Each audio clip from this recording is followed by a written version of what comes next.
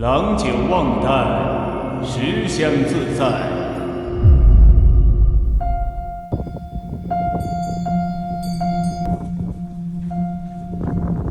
去过藏地旅行的朋友就会发现，在一些玛尼石啊、唐卡、经幡上，经常会刻有一些符号，最为常见的就是那个六字真言。但是呢，我在2025年再次深入藏地，发现除了六字真言之外，在藏地最为常见的就是这个图。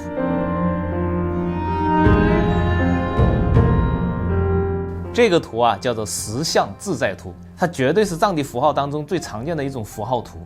大家呢总觉得藏地很神秘啊，其实藏地的美就藏在这些独特的图腾文化里，而这个实相自在图就是藏地最具代表性的图腾。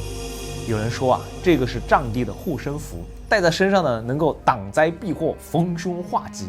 还有人说它是密宗的神秘图腾，刻着看不懂的梵文咒语，能够镇宅招财，甚至能够靠它破解风水煞气。还有人呢把它和一些猎奇的传言绑在一起，觉得这个图里面呢藏了什么不可言说的玄学玄机，普通人碰了会冒犯神灵，总之是玄而又玄。那么到底这个实相自在图是什么样的含义呢？到新年了，我们也要开始贴这种春联了，贴财神了。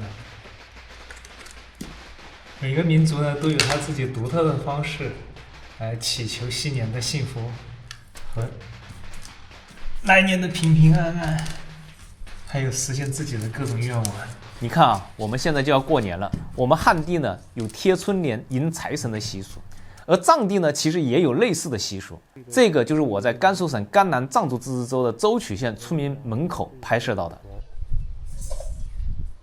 这是藏传佛教典型的图案。下面呢，这个呢又是汉地的图案，所以这是一个汉藏结合地带。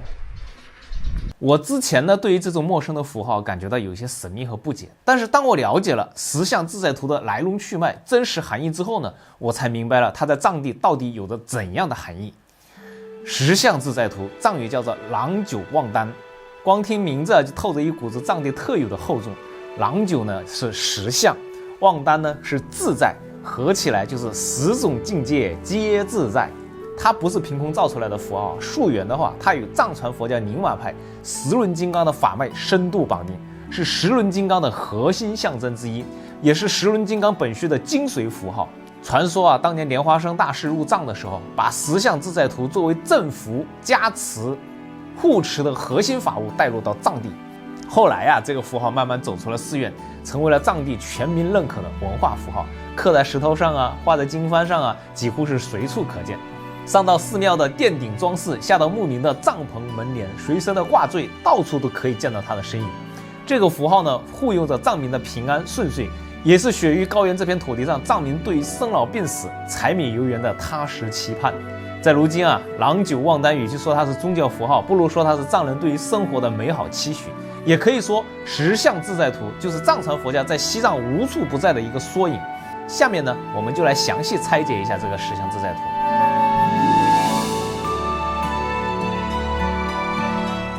首先啊，是这个实相自在图的构成。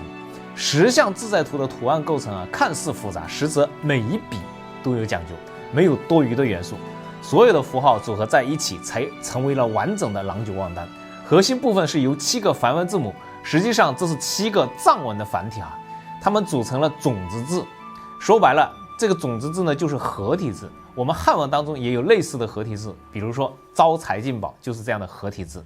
我们继续看这个图啊，这7个梵文字母分别是哈、掐、玛、拉、哇、日、央。这个蓝色的哈呢代表无色界，绿色的掐呢代表色界，彩色的妈代表欲界，黄色的拉代表坚固的地界，白色的哇代表水，红色的日代表火，黑色的阳代表风。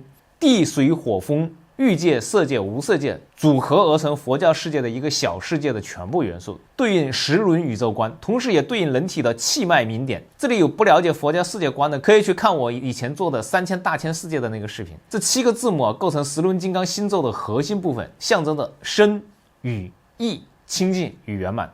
我们再看看围绕这个种子字的日月那达。日轮呢，象征着光明、普照、驱散无明与烦恼，也对应外10轮的日运行。内十轮的气脉能量，月轮呢象征着清凉静意，代表阴性能量与圆满的渐进过程。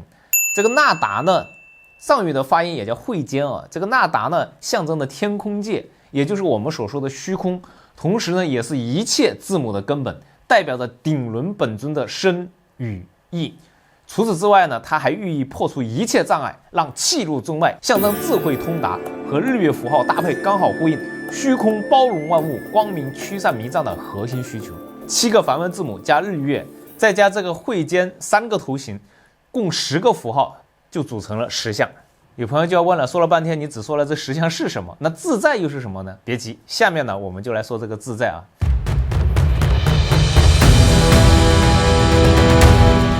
所谓的10项自在到底是哪些自在呢？我们经常说浑身不自在，或者说自由自在，这其实都透露了我们每一个人呢对于自在的这种向往。而藏人呢同样也有着对自在的向往，我们来看看他们向往的都是哪10项自在。1为寿命自在，无病无灾，福寿绵长。2为心自在，内心清净，不被烦恼牵绊。3为愿自在，心中所愿皆能顺遂。4为业自在，所做之事善因善果。5为受生自在，投生善处，远离苦难。6为知具自在，衣食无忧，生活富足。7为解自在，明辨是非，通达事理。8为法自在，悟得真理，心有归处。9为智自在，拥有智慧，破除迷障。10为戒自在，持守善念，行有所指。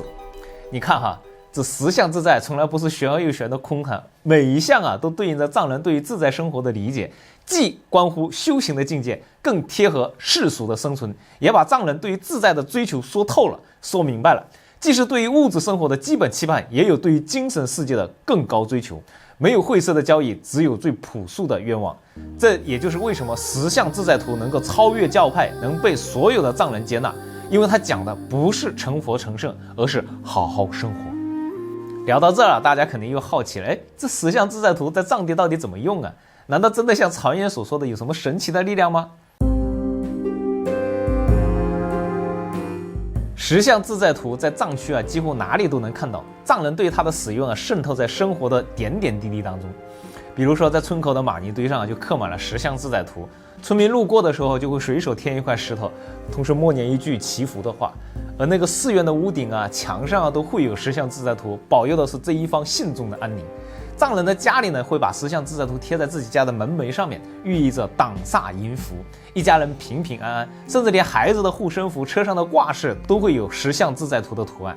现在有很多人把10项自在图当作网红藏地元素，印在衣服上做成摆件呢，这就代表着越来越多的人对藏文化的喜爱和接纳，也代表着更多人开始欣赏藏文化的美，喜欢藏文化的寓意，把它当成自己的小美好。不过在我看来呢，10项自在图最珍贵的地方从来不是它的宗教属性，而是它背后藏着的藏文化的内核。你想想，高原上自然环境恶劣，生活不易，藏人在与自然相处的过程当中，既生出了对于天地、对信仰的敬畏，也练就了最朴素的生活智慧。他们把对于生活的期望、对美好的向往刻进了符号里，融进了信仰里面。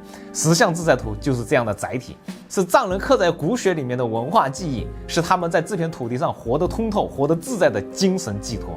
我们呢，每个人终其一生都在寻找自在，有的人呢通过旅行寻找，有的人呢通过修行感悟。而10项自在图就像一面镜子，照见了我们内心的渴望。朋友们，你曾经见过10项自在图吗？你还知道哪些藏地的神秘符号吗？